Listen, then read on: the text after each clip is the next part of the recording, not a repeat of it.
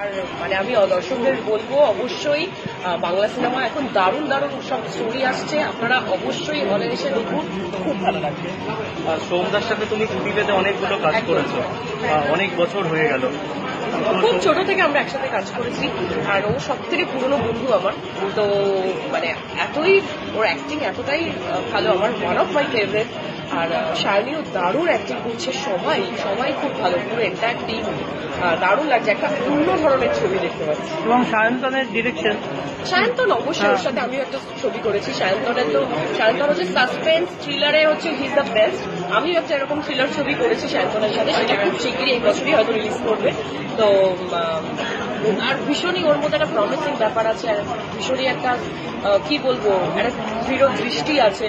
তো all the best সায়ন্তনের ফুল টিমকে, আর অবশ্যই পুরো এলএসডি টিম। লাল সুটকেসটাকে খুঁজে পেলে সেটা দেখা যাক।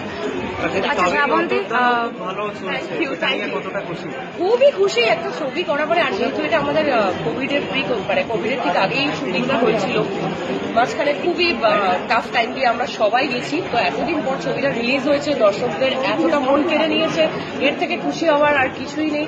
এটাই আমরা চাই যে সবাই পছন্দ করুক ছবিটা, বাংলা ছবি মানুষজন এসে দেখুক, হলে এসে দেখুক, এটাই চাইবো।